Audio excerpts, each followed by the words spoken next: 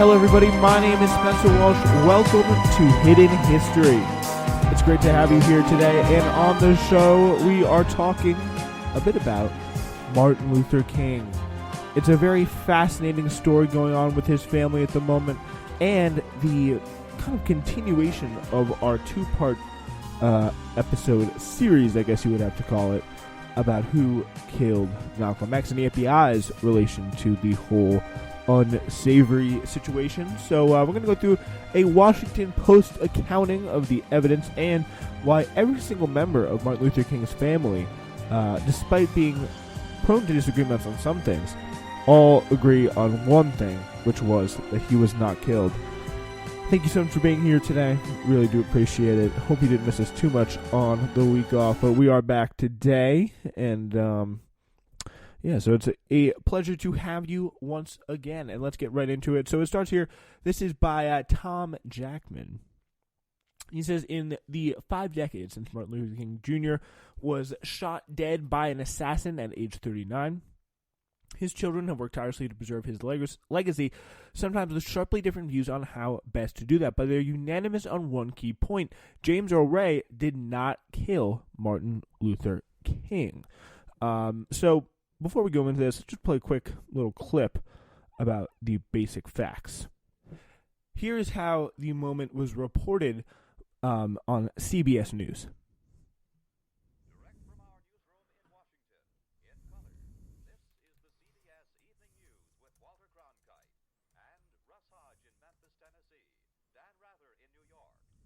My apologies.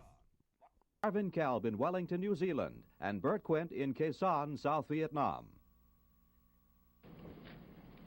Good evening. Dr. Martin Luther King, the apostle of nonviolence in the civil rights movement, has been shot to death in Memphis, Tennessee. Police have issued an all-points bulletin for a well-dressed young white man seen running from the scene. Officers also reportedly chased and fired on a radio-equipped car containing 2 white men. Dr. King was standing on the balcony of a second-floor hotel room tonight when, according to a companion, a shot was fired from across the street. In the friend's words, the bullet exploded in his face. Police, who have been keeping a close watch over the Nobel Peace Prize winner because of Memphis' turbulent racial situation, were on the scene almost immediately. They rushed the 39-year-old Negro leader to a hospital where he died of a bullet wound in the neck. Police said they found a high-powered hunting rifle about a block from the hotel, but it was not immediately identified as the murder weapon. Mayor Henry Loeb has reinstated the dusk-to-dawn curfew he imposed on the city last week when a march led by Dr. King erupted in violence.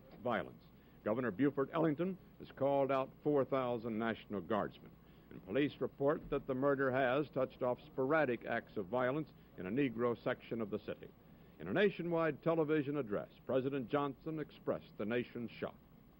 America is shocked and saddened by the brutal slaying tonight of Dr. Martin Luther King. I ask every citizen to reject the blind violence that has struck Dr. King, who lived by nonviolence. Dr. King had returned to Memphis only yesterday, determined to prove that he could lead a peaceful mass march in support of striking sanitation workers, most of whom are Negroes. Yeah, so that was, obviously, you can hear the kind of very of the time, shall we say, tones and phrases like, MLK needed to prove that he could lead a peaceful march. Well, the peace was really from the African-American protesters, and the violence was from the mobs of violent white people that tried to attack them. So that is, of course, something that was very much a product of the day. It was broadcast April 4th, 1968. And it really reminds me of a tweet and an anecdote that Michael Moore has shared that really puts in perspective what it was like to be, a middle-class white guy in America and hear the news. So this is April 4th, 2018, 50 years after the fact. Here is what he tweeted. 50 years ago tonight, as I was exiting our Catholic church, someone from the parking lot shouted, "They killed King. Martin Luther King is dead." A cheer arose from the all-white crowd exiting the church. It burns in my memory to this day. Thank you, Dr. King. We carry on. So that was April 4th, 1968, and really a great example of the fact that really how his legacy has been used to kind of, really been whitewashing. Of course, people, especially in the left wing, like to point out that his last action was a speech in support of, I believe, striking sanitation workers, where he really was getting to the economic side of things as well as the racial side of things, and really doing kind of the work that the left, I think, and a lot of other people think, needs to do, which is link, poor working class black people with poor working class white people, and realize, we're not all that far apart, at least on racial lines, and really get some of that sweet, the sweet victories for the working class. And that is definitely kind of my humble political philosophy there, as well as I said, a lot of other people's. But it's really interesting to see here for the fact that King and his family and others in the civil rights movement, the FBI's obsession with King, the same reasons we talked about back in Malcolm X, they had very much a similar situation that was, the idea of some black messiah that J. Edgar Hoover feared more than anything in his life, someone coming out of the woodwork, and I'm sure we'll get to this later on, and actually, uniting all black people together to actually get some sort of unity in the way that we want, and evil people like J. Edgar Hoover fear so much. So for the King family and others in the civil rights movement, and the FBI's obsession with the King family and King himself in the years leading up to his slaying in Memphis on April 4th, 1968, pervasive surveillance, a malicious disinformation campaign, and open denunciations by FBI Director J. Edgar Hoover laid the groundwork for their belief that he was a target of a plot by, of course, the FBI. And they, when I saw in a video online a few years back, like when I was way less politically well informed of what the FBI did, like the letters they sent, like the spying that they did on MLK, that really was one of the big things that stuck in my mind and changed my perception of like who is credible in America and who is, a bad actor. That was a big thing. I was like, they could do that to Martin Luther King, the FBI, and both are held in such high esteem. And it was really kind of a brain-breaking moment. I was like, the things that people tell you about, the way the world works aren't always true. So that was definitely a big moment for me when I first found some of this stuff out. Bernice King, the youngest of MLK's 4 children, executive director of the King Center in Atlanta, said, "It pains my heart that James Earl Ray had to spend his life in prison paying for things he didn't do." Until her own death in 2006, Coretta Scott King, who endured the FBI's campaign to discredit her husband, was open in her belief a conspiracy led to the assassination. Her family filed a civil suit in 1999 to force more information into the public eye, and a Memphis jury ruled that the local, state, and federal governments were liable for King's death. The full transcript of the trial remains posted on the King Center's website, so it's a very significant thing there.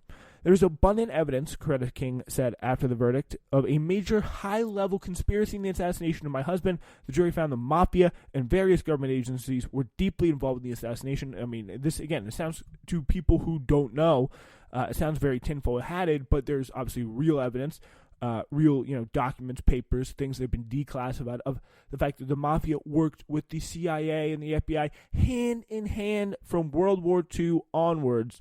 And at least it played a big role in shaping our history. King's other 2 surviving children, Dexter and Martin III, fully agree Ray was innocent, and their view of the case is shared by other respected black leaders. John Lewis, for one, Andrew Young, former UN ambassador and Atlanta mayor, who was at the Lorraine Motel with King when he was shot there, agrees, saying, quote, "I would not accept the fact that James Earl Ray pulled the trigger. That's all that matters." Young, who noted the King's death came after the killing of JFK and Malcolm X, and just months before the slaying of RFK, saying we were living in a period of assassinations. The assassinations of the Big Four and many others, people, MLK, Malcolm X, and the Kennedy brothers, were huge effects on American culture. Even those who believe that Ray, who died in prison in 1998, killing King, tend to think that he received assistance from someone, whether it was 2 brothers or the FBI or the mafia. He did, one thing even more people accept is that even if he did do it, he did not do it alone. because Ray suddenly pleaded guilty in 1969, less than a year after the shooting. There was no trial. The largest government investigation, led by the House Select Committee on Assassinations under Chief Counsel Robert Blakely, theorized in 1979 that Ray committed the killing in the hope of collecting a $50,000 bounty offered by supporters of then presidential candidate George Wallace in St. Louis, where Ray's brothers lived. So that's the kind of theory that, oh yeah, his brothers motivated him to do it. But there was no definitive evidence to prove the theory, and the Wallace supporters were dead by 1979. Blakely said he had tried to prove a conspiracy that but could not. If the FBI or CIA were involved, they destroyed documentation of it by 1979. I have no stake in our outcome, Blakely said. You come up with a better outcome with evidence to support it. I'll support your theory. He remains adamant that Ray was the gunman, but likely had help that should have been investigated in 1968 and was not, because, of course, there was no trial. And the investigation services in general were not good. John Campbell, who investigated the case for years in Shelby County, Tennessee's district attorney's office, said that Ray's version of events kept changing. His office issued a report saying in 1998 saying that Ray was responsible. I'm not saying he didn't have help, Campbell said, but he didn't have the FBI, the CIA, the Memphis police, or the mafia. So, just he coming out there discrediting all these conspiracy theories, I mean, I'm not entirely sure I want to take his word for it, but whatever. After Coretta Scott King and her family pleaded with President Bill Clinton in 1998 to reopen the case, Attorney General Janet Reno assigned Civil Rights Special Counsel Barry Kowalski, who previously prosecuted the LAPD in the Rodney King beating, to review the newest conspiracy allegations. In 2000, after reviewing the results of the 1999 civil trial in Memphis, Kowalski concluded that Ray was guilty and there was no government conspiracy. Aside all this controversy for the last 40 years had been William Pepper, a New York lawyer and civil rights activist who knew and worked with King. Pepper first visited Ray in prison in 1978, along with Ralph Abernathy, one of King's closest associates. Pepper became convinced of Ray's innocence and continued to investigate the case even after Ray died. So Pepper wrote 3 books outlining the outlining the conspiracy, which have been pretty much ignored by the media. He defended Ray in a mock trial in HBO in 1993, and Ray was found not guilty and filed and tried the Memphis civil suit to defend the government liable for King's death. So yeah, he's a very, very interesting situation. He's never stopped investigating. William Pepper has this shooting and is convinced that it is not. He is not guilty. He's found people that support his theory of the case. Including recently at the National Civil Rights Museum at the Lorraine Motel, where King was killed. Pepper was once sued for defamation by an Army soldier he accused of participating in the conspiracy, and a South Carolina judge entered an $11 million default judgment against him. Ooh, that's tough. In 2000. In recent years, Pepper had tracked down witnesses in Memphis who support his theory of the case, that J. Edgar Hoover used his longtime assistant, Clyde Tolson, to deliver cash to members of the Memphis underworld, that those shadowy figures then had a sharpshooting Memphis police officer, and that officer, not Ray, fired the shot. So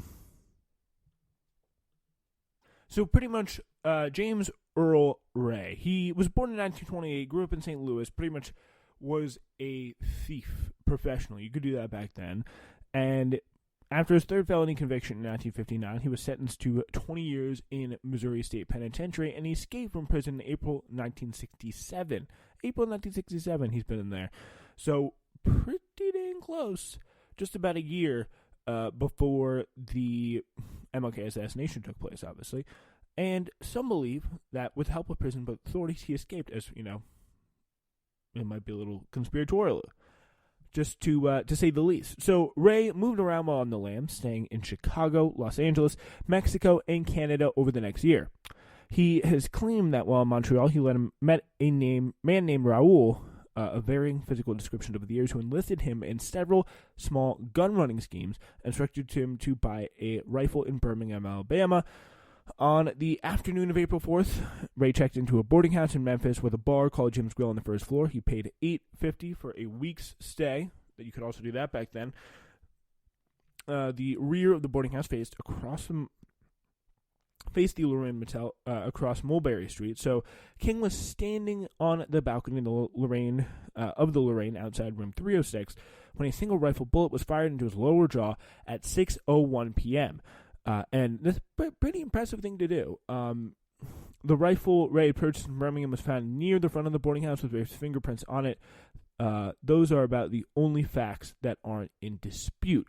According to the criminal justice system in the state of Tennessee, James Earl Ray fired the shot from the second-floor bathroom of the boarding house into, of course, the second floor of the hotel. He then grabbed some belongings in a blanket, stashed the rifle in it, left the building, and dropped the bundle in the doorway of a nearby building. He drove away in a white Ford Mustang before the area was barricaded, went to Atlanta, and then to Canada, and then England before being arrested in July of that same year. Ray pled guilty to the murder of King on March 10th, 1969. He signed a detailed stipulation of the facts of the shooting, having had weeks to review it, asking only that a reference to his activities for Wallace be deleted. In court, Ray answered the standard series of questions about whether he was knowingly or voluntarily admitting that he committed murder. In exchange for his plea, prosecutors did not seek the death penalty, and Ray was sentenced to 99 years in prison. Officially, the case was closed. Within days, Ray filed a motion to withdraw his plea, claiming he'd been coerced by his attorney in the FBI. 3 decades of legal machinations never succeeded in reopening the case, but they revealed new details and led to theories of how King might have been killed. Of course, here's that interview where he kind of makes clear that there was something more going on. So you were driving, you left that gas station at 2nd and Linden, what, about 6 or? I don't have any way of knowing. I think it's around that time, but I don't even know if it's Linden. I know the approximate area it is. And, I've seen the map on the Enquirer. And you were going Ray back blamed to, this man named to pick up this man Raul that for you setting say him up is to Raul. assassinate. No, I just waiting the car back. So you heard all this confusion. Turned and flipped on the radio. They said Dr. King's been shot. Did you think you were set up at that point? No, I was headed toward New Orleans when I had the radio, and I used to keep the radio, and I think I didn't have too strong feelings about the shooting.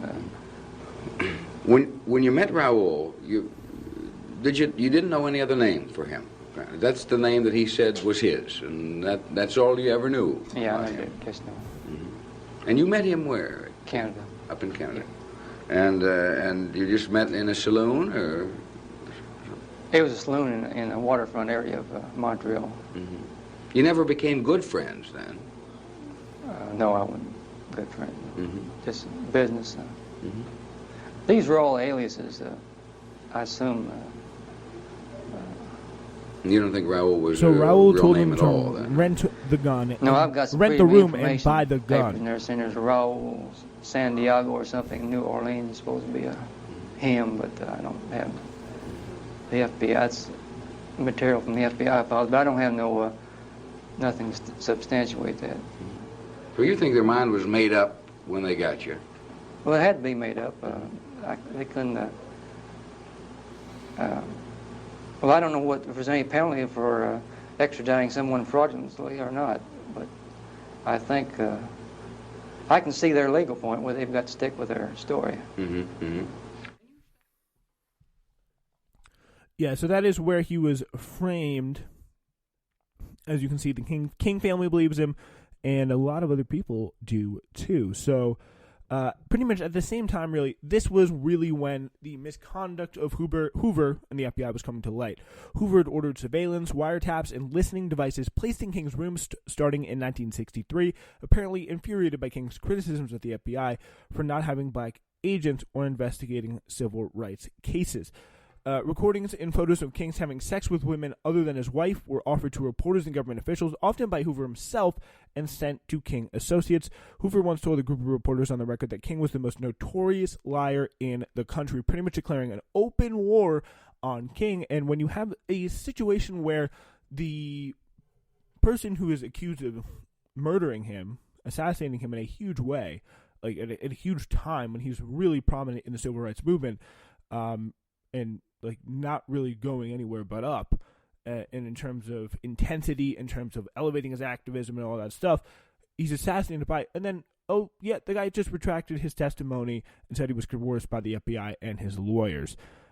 Like, you know, the fact that this is the same organization who's been declaring pretty much open war on King for years, I mean, starting at least in 1963, that's when they started putting surveillance in his room. It seems like these claims may have a little bit more credibility to them, at least for me. So, recordings and photos, again, of King having sex with women other than his wife were sent to these reporters. Coretta King and Abernathy, aware of the FBI campaign, immediately suspected FBI involvement after King's death. But Ray's sudden guilty plea stopped all official investigations. Asked about King's family's suspicions, an FBI spokesman responded in a statement saying the government revisited the assassination 4 times. James Lawson, a Memphis pastor and civil rights institution who helped mentor King, said he began visiting Ray in the Memphis jail in 1969 when Ray complained about being held in solitary confinement. He continued to visit Ray until his death and even presided over his funeral. So it really is a big stand that a lot of people in this community are totally convinced. People associated with King, his own family, are convinced that Ray was innocent. There were things in Memphis that were suspicious and raised questions in my mind. I never saw these questions answered, Lawson said. So Lawson assisted Pepper and the King family over the years in their investigations, during which Dexter King and Andrew Young participated in interviews with witnesses. I'm satisfied beyond a shadow of a doubt that James Earl Ray neither pulled the trigger nor plotted to kill Martin Luther King, says Lawson. Ray began to claim that the man he only knew as Raul was present in Memphis on April 4th, and Ray himself was at a nearby gas station when the shot was fired. No one actually saw the shot being fired. The screen from the bathroom window was found on the ground below. Some witnesses, including the New York Times reporter Errol Caldwell, said they saw a man moving in the thick bushes behind Jim's Grill below the bathroom. For reasons unknown, Memphis public workers cut down the bushes and destroyed the possible crime scene the next morning. What a coincidence. Love it when those weird things happen. Ballistics tests could not prove that the rifle dropped outside the boarding house. A Remington 30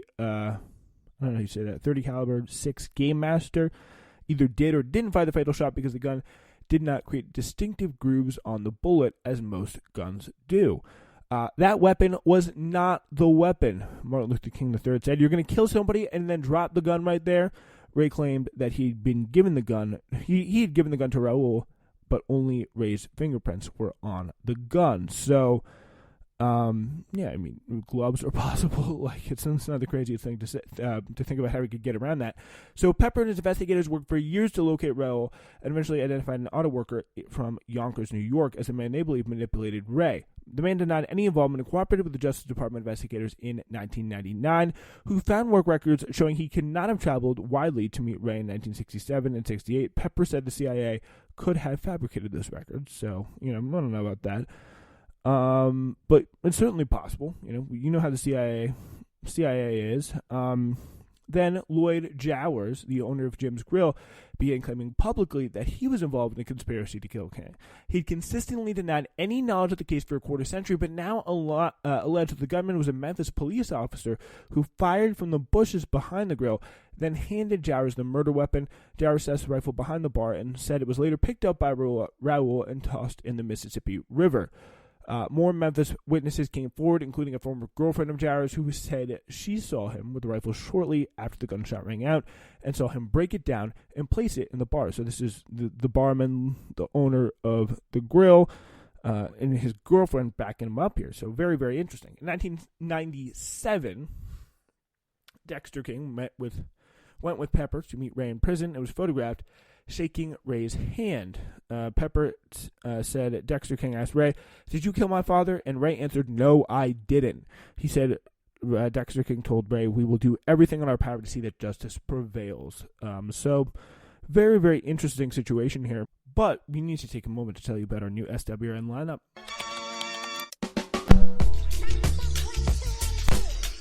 Ladies and gentlemen, you are listening to the Spencer Walsh Radio Network, and let me tell you about our lineup. Newsflash is all new Mondays, Wednesdays, and Thursdays now. And that is, of course, our flagship show. But we have plenty of other great offerings for you, including Uncultured live mixes every Saturday. Perfect way to celebrate or get ready for the Saturday night. Have a good time. Tune in to the Spencer Walsh Radio Network for live broadcasts.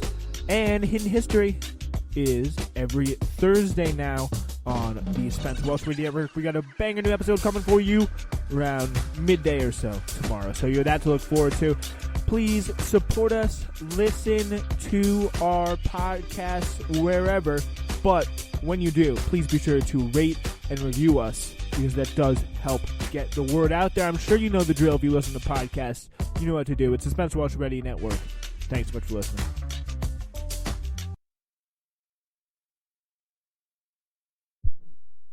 Martin Luther King closed out his last speech by saying, quote, "Well, I don't know what will happen now. We've got some difficult days ahead, but it really doesn't matter with me now because I've been to the mountaintop and I don't mind.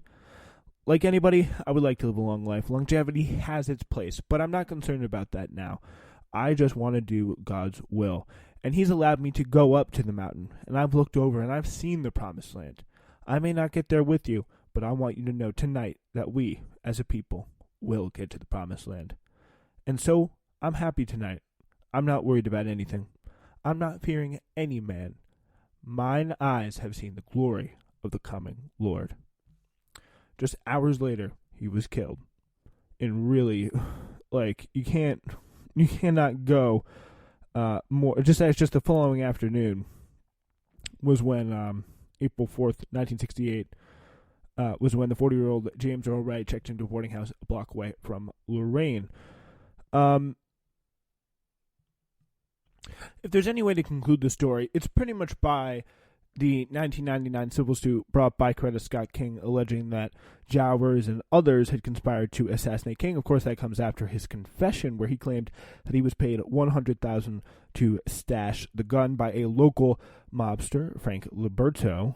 So during the 4-week trial, Pepper brought forward 70 witnesses and thousands of documents. Jowers testified that Ray was only a scapegoat, and the Memphis police officer Earl Clark actually fired the shot. So the mixed-race jury heard the case took only 1 hour of deliberations to reach a unanimous verdict that King was assassinated as a result of conspiracy. They found Jowers responsible, and that they also found that governmental agencies were among the conspirators. So this is a pretty strong finding from a court of law and a jury, presented evidence by, Martin Luther King's family's associates, lawyers, people like William Pepper, that there was something serious going on, and it was some real vindication, at least for the King family, as they saw it, and especially Dexter emphasized that the shooter was Memphis Police Department officer Lieutenant Earl Clark, and they did not want to hear it anymore about James Earl Ray possibly being the shooter. He was arrested, of course, trying to flee to the white minority-ruled country at the time called Rhodesia. But there's one quick little nugget here about the Memphis Police Department. They have been upset over King's march in Memphis and his activities there. They filed a formal complaint against King, the SCLC.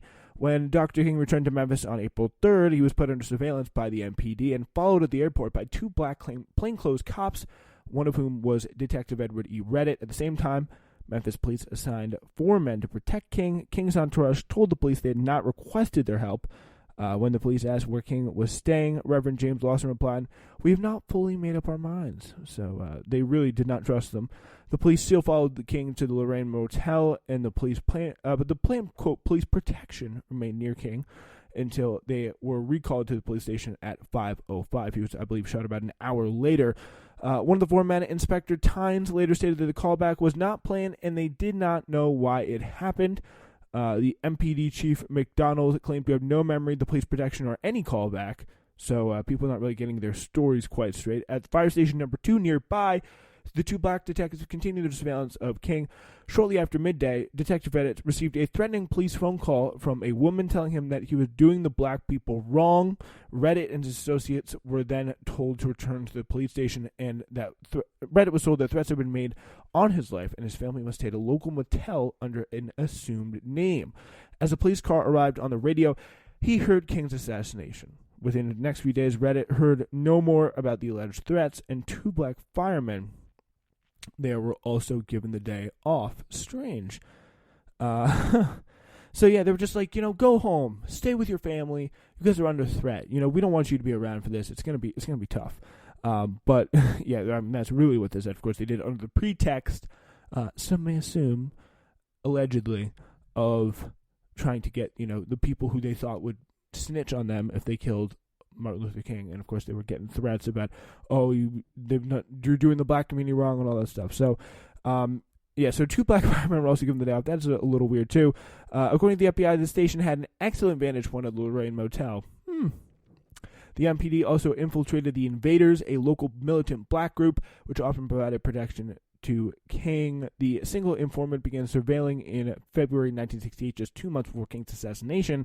The informant was present in the motel courtyard when King was assassinated. Besides its own infiltration, the MPD was itself infiltrated by the FBI. The FBI had 5 paid informants within the Memphis Police Department, so everyone was informing on everyone. The FBI had also feuded with King for an incredibly long time, so pretty much all the motives are there, but you just don't have enough evidence to fully make a clear conclusion. You know something's up, but you don't know what. And that's kind of the way it is with a lot of these things, at least in my opinion. And that is all the time we have for this week's Hidden History. Thank you so much for listening. We'll see you next week.